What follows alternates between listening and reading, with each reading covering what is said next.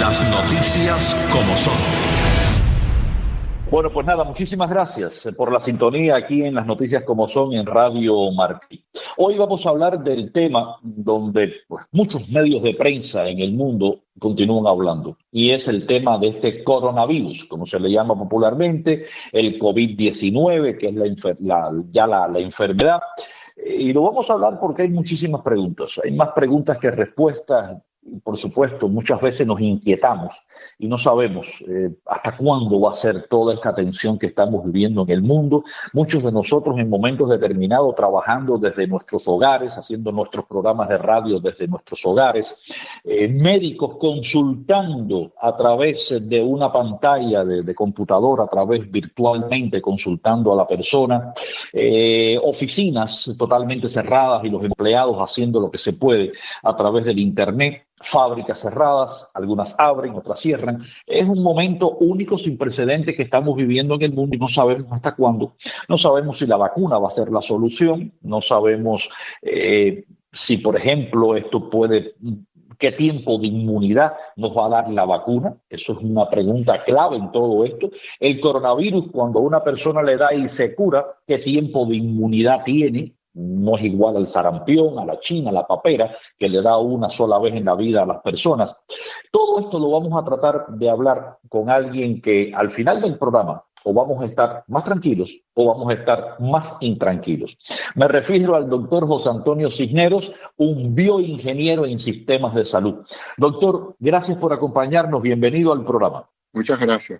Lo primero que todo, me gustaría saber ¿por qué, en su opinión, y sobre todo su opinión científica, por qué estos números de enfermos del COVID-19 no se pueden detener? Van hacia arriba, hacia arriba, hacia arriba, e incluso en países donde ya se había contenido, muchos de ellos en Europa, Italia, España, han vuelto los rebrotes. ¿Por qué, doctor?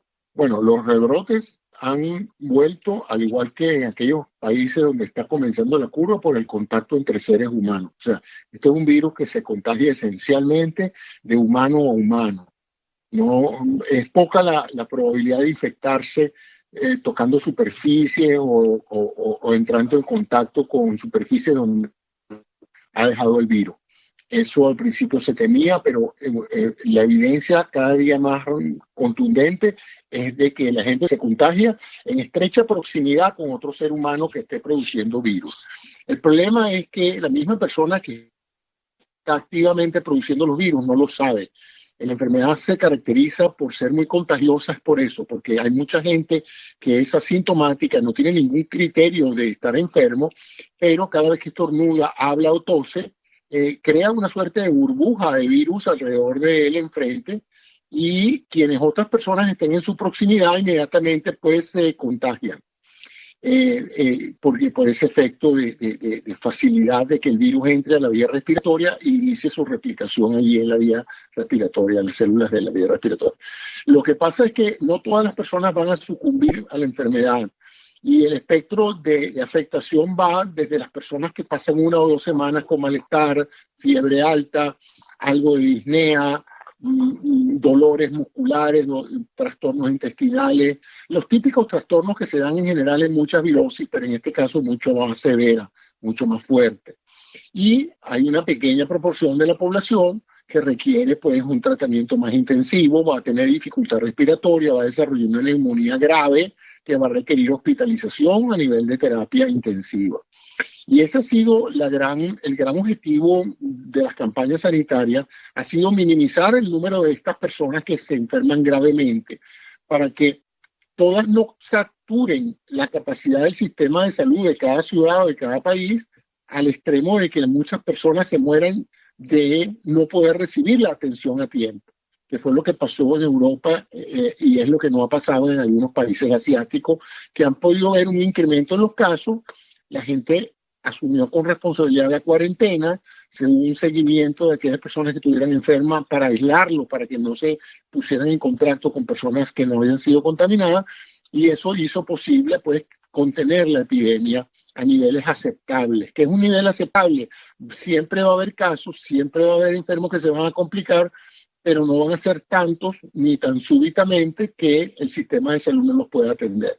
Lo que ha pasado aquí es que lamentablemente pues la conducta civil, porque independientemente se habla del problema del liderazgo, es real, los líderes en algunos estados y a nivel federal pues no han sido suficientemente categóricos en términos de los riesgos, pero también es la responsabilidad individual, pues si tú sabes que hay una epidemia, tú no puedes estar haciendo una fiesta en tu casa de cumpleaños con 25 personas sin tapabocas, pues, o sea, es una irresponsabilidad para con tu familia y para con los invitados, y también una irresponsabilidad de los invitados de ir a un cumpleaños con 25 personas que uno no conoce. Porque hay una combinación de eso, producto de que la gente en cierta forma perdió el miedo, pues.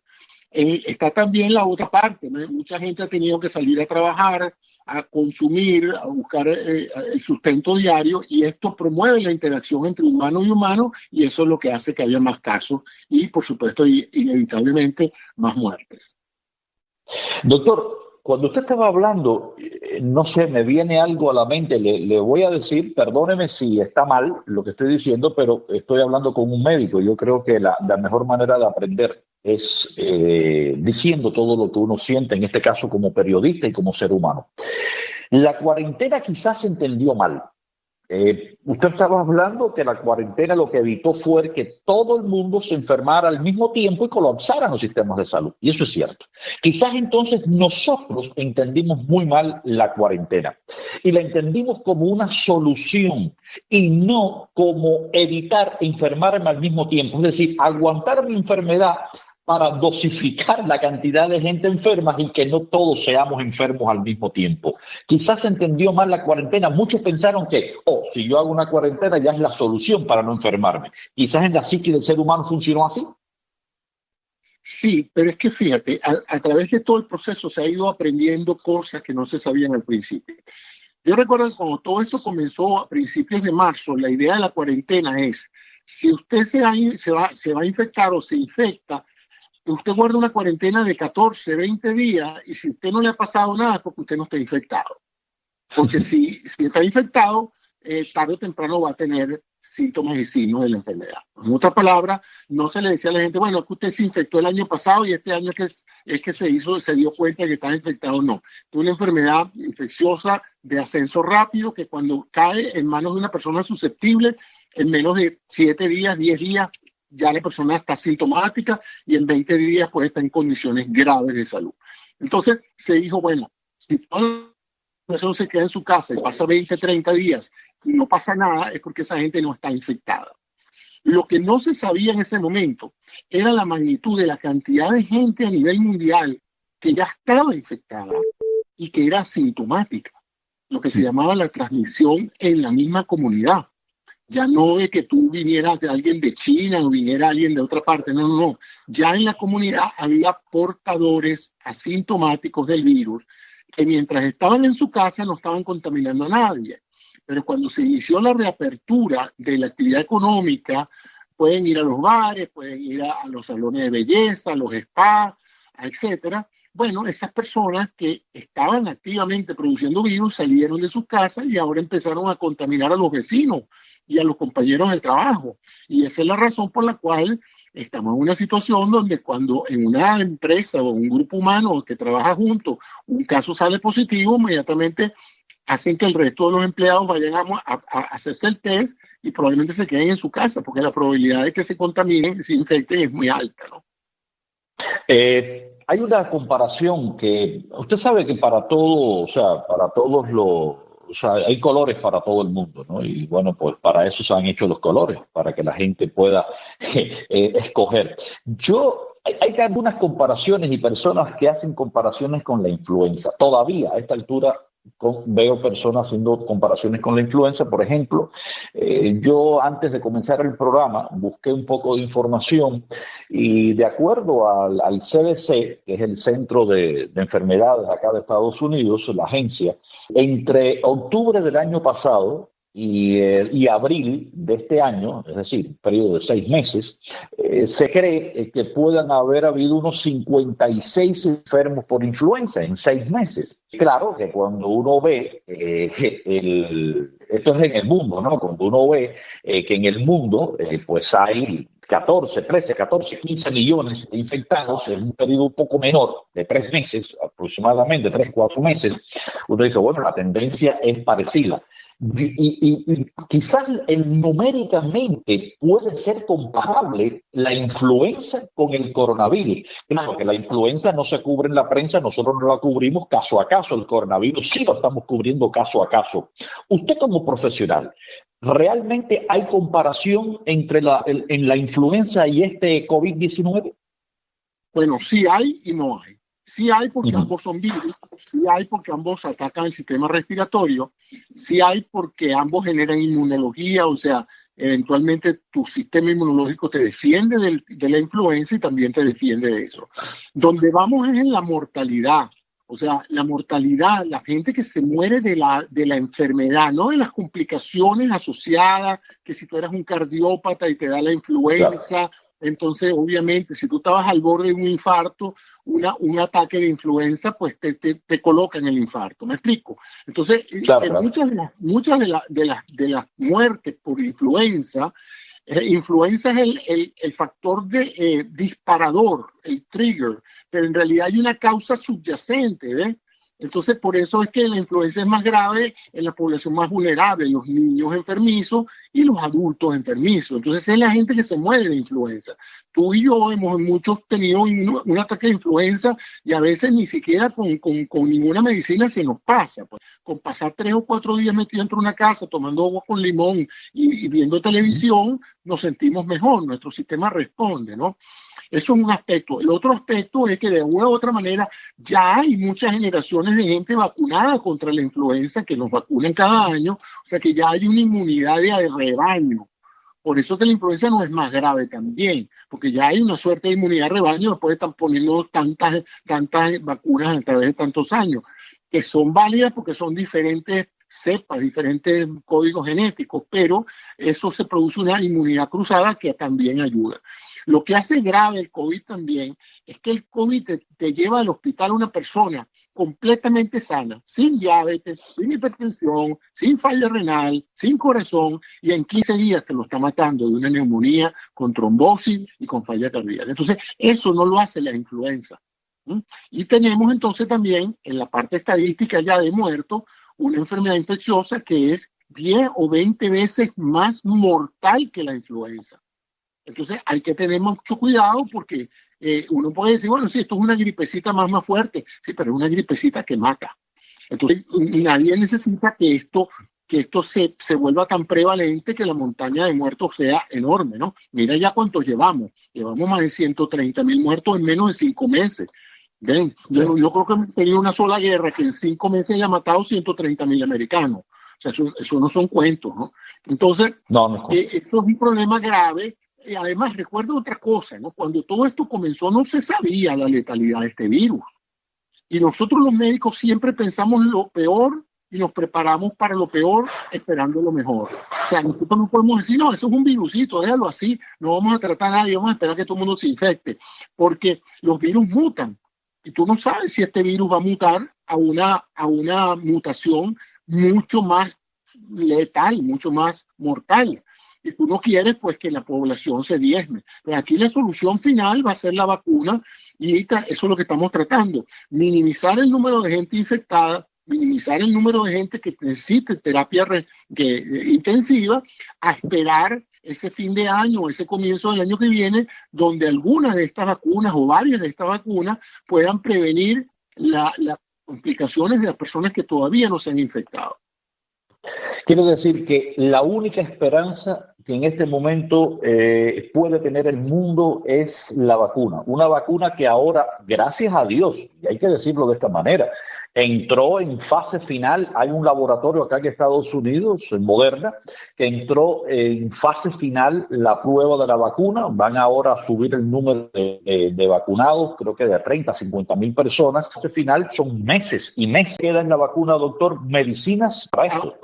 Acuérdate que aquí se está trabajando en 2 fases. La vacuna es para prevenir que las personas que no tienen inmunidad contra el COVID-19 la adquieran por la vía de la vacuna. La otra forma de adquirirla es por la vía de que te infectes. El problema es que cuando te infectas, estás asumiendo un riesgo. Hay mucha Claro. gente que ha pasado por esto, ya tiene inmunidad contra el virus, pero no le pasó nada. Fue un quebranto, un malestar, pasaron 2 semanas. Creo que el mayor de la ciudad, creo que había una cantidad de figuras. Tom Hanks tuvo la enfermedad y la sobrevivió, y toda esa gente ha desarrollado inmunidad. ¿Y entonces cuál es la alternativa? Bueno, que todo el mundo salga y se infecte. Sí, es una alternativa viable. Pero un riesgo muy alto. Algunos, bueno, pero por supuesto, porque van a salvarse 100, pero doctor, es una ruleta china a jugar a es eso. una ruleta rusa, hermano. Rusa, ¿no? Sí, una ruleta, pero verdad, hay que cambiar la hora de ruleta rusa. Sí, porque yo puse me traicionó el subconsciente cuando hablé de la ruleta china. No, bueno, porque uno está acostumbrado a la expresión, pero tienes razón, una ruleta china, bueno, sí, pues, o sea, tú no sabes, ha habido gente, mira, acuérdate, en un portaaviones de nosotros lleno de marineros sanos, se infectó todo el mundo y estuvieron granos. Entonces tú dices, bueno, una infección viral que puede agarrar un muchacho de 22 años marino y sacarlo de una excelente condición física y en 3 semanas morirse de insuficiencia respiratoria es horrible, ¿no? Horrible. Entonces ese es el problema. Hay a nivel mundial desarrollándose. La que ha acabado hoy de publicar sus resultados es la empresa Moderna en Boston. Estamos muy entusiasmados, ya estamos entrando en fase 3. Esta es la fase donde lo vamos a probar en una población mucho más amplia, pero hay que entender una cosa, ¿no? Se están esperando los resultados, pero los resultados pueden ser tan buenos como pueden no ser tan buenos. Hasta ahora el único resultado bueno que tenemos es que en esos 45 personas que se vacunaron no hubo daños graves, hubo los típicos síntomas que se producen con una vacuna, pero digamos que nadie sufrió un cuadro grave a raíz de la vacunación, porque la primera parte de una vacuna es evaluar si la vacuna hace daño, porque tú no puedes vacunar a alguien para curar una enfermedad matándolo por vía de la vacuna, ¿no? Entonces ahora viene la prueba y esos pacientes desarrollaron anticuerpos. Ahora todavía hay muchas cosas que no sabemos de los anticuerpos que se desarrollan contra el COVID-19, porque ya también tenemos información estadística de pacientes que han pasado la enfermedad, que desarrollaron sus anticuerpos y que han vuelto 2 o 3 meses después, le han vuelto a hacer un conteo de la cantidad de anticuerpos en sangre y se han dado cuenta de que han disminuido. Wow. Okay, lo que podría indicar que la viabilidad de esos anticuerpos en sangre protegiéndote a ti una vez que has adquirido la enfermedad puede no ser muy prolongada. Aunque todo esto tiene una cantidad de bemoles técnicos, médicos, que no vale la pena mencionarlo en el programa, pero hay que entender que hay mucho todavía terreno por recorrer. Lo que se quiere es que, miren, yo lo pongo a la gente de una forma muy sencilla. Si usted tiene una enfermedad que puede ser mortal y es cuestión de varios meses, que usted toma algunas precauciones para esperar que venga una cura, usted no esperaría, usted no guardaría las precauciones, o usted se va a tirar a la calle a jugar a su suerte, a ver si usted es el de los que caen o de los que no caen. Yo no sé, pues hay gente joven que siente, no, a mí no me va a pasar nada, yo lo he escuchado. El problema es que esa gente joven vive con sus abuelos, vive con sus tíos, vive con sus amigos, con otras personas vulnerables. Entonces, no solamente es una irresponsabilidad personal, es una irresponsabilidad social. Hay estadísticas y análisis que se han hecho, doctor, y es bueno que los oyentes nuestros en Cuba lo conozcan, que, por ejemplo, uno de los principales focos de contagio acá en Estados Unidos ha sido las fiestas privadas. Fiestas privadas. Yo conozco de casos de ver en una casa 50 y 60 personas metidos todos juntos en una fiesta privada. Eso lo he visto yo con mis ojos, de lejos, yo he estado. Y en eso los hispanos somos expertos, ¿no? Sí, señor. He visto la reapertura de los bares. Todo el mundo dándose sus traguitos en los bares, pegados a las banquetas unos con otros, hablando, gritando, saliendo a gotículas e infectando a todo el mundo, los bares. Las protestas que han habido en las calles, las playas, aunque al aire libre, todo parece indicar que la propagación es menor que en lugares cerrados. Pero de todas maneras la precaución hay que tenerla, ¿eh? Claro. Hay que tener, doctor, hay varias preguntas. Yo sé que no nos va a dar el tiempo, por supuesto, para hablar de un médico, porque en definitiva hay tantas cosas. Una de las cosas que a mí me llama la atención es que cada rato el CDC pone nuevos síntomas. O sea, aparentemente aquí estamos hablando de diarreas, estamos hablando de congestión nasal. Al principio se decía que la tos era seca, ya no necesariamente tiene que ser una tos seca. En lo que sí parece que hay comunes denominadores, que es la pérdida del gusto, la pérdida del olfato, algunas de estas cuestiones. Pero ¿por qué tanta y tanta sintomatología con este COVID-19? Bueno, mira, nosotros los médicos evaluamos el curso de una enfermedad por lo que se llaman el síndrome, los síntomas y los signos. Los signos son objetivos. Por ejemplo, la temperatura. Si tú tienes fiebre, yo te doy un termómetro y sé que tú tienes fiebre, la puedo medir, puedo ver qué tan caliente estás. Pero, por ejemplo, cosas como que tú me digas, yo no huelo nada o yo no tengo el sabor en la boca, yo no puedo medir eso. Eso es una sensación que tú tienes, que me transmites, pero que yo no puedo cuantificar. Los síntomas entonces son sumamente subjetivos, dependen mucho de cada individuo, ¿verdad? Hay gente, por ejemplo, que se pone una máscara y te dice, me falta el oxígeno. No te falta el oxígeno, simplemente que la sensación de tener la máscara en la boca te hace sentir que te falta el aire, pues. Entonces, igual pasa con todos estos síntomas y por eso es que los médicos a veces no podemos darle mucho valor a lo que no podemos medir. Eso es como cuando alguien me dice, tengo dolor. Bueno, ¿cómo mido yo tu dolor? Lo que a lo mejor para ti es un dolor fuerte, para mí no es un dolor nada preocupante. Entonces, todas esas cuestiones nosotros no le damos mucha importancia. ¿Tú sabes si se le da importancia? Al hecho de que el paciente te venga con malestar general, que tú ves que no puede moverse, que le duele todo, que no tiene energía para nada, le mides la temperatura y está alta, tiene fiebre, le ves la frecuencia, el hombre está respirando más rápido, le mides la frecuencia cardíaca y sí tiene una taquicardia, su corazón late más rápido, y después le pones un pulsímetro, un oxímetro en alguno de los capilares de los dedos y te das cuenta que tiene una saturación de menos del 22% de oxígeno. Eso es lo que te da el criterio para entrar al hospital. No el hecho de que tú veas, mire, yo quiero entrar al hospital. Todo ahorita que tenemos una carencia de camas de terapia intensiva, tales no pueden estar pacientes que vienen simplemente con síntomas vagos. ¿Me entiendes? Claro, perfectamente. De todas maneras, en estos minutos ya finales que nos queda del programa, doctor, la recomendación, lo que sí ha habido un común denominador en las recomendaciones, lo más importante es la distancia física. Y la distancia física para evitar que el estornudo, la tos o la simple salida de pequeñas goticas de saliva lleguen al sistema respiratorio de la otra persona. Manteniendo esa distancia es el ABC de la protección. Eso es correcto. O sea que cuando uno ve a una persona corriendo a campo traviesa, bueno, pero él no lleva el tapaboca. En realidad él no se va a infectar corriendo si no hay nadie a su alrededor. ¿Me explico?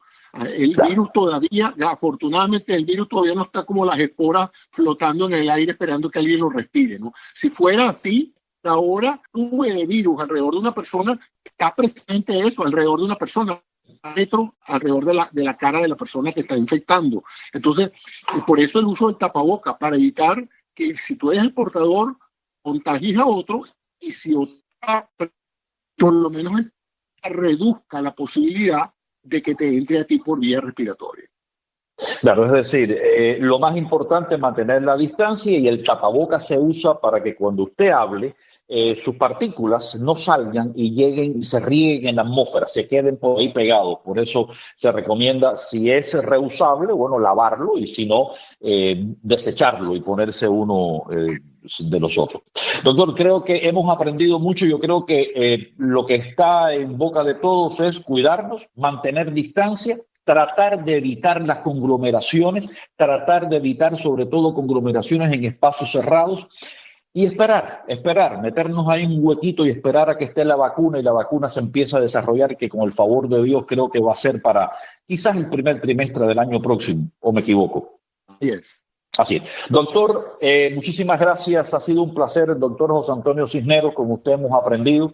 Creo que estamos un poquitico más tranquilos y no más intranquilos, siempre y cuando depende mucho de nosotros, esta detención o esta contención de este coronavirus, de este COVID-19. Doctor Cisneros, muchísimas gracias. Un placer. Gracias a ustedes por esta oportunidad. ¿Cómo no? Y gracias también a todos nuestros radio oyentes por la sintonía y por su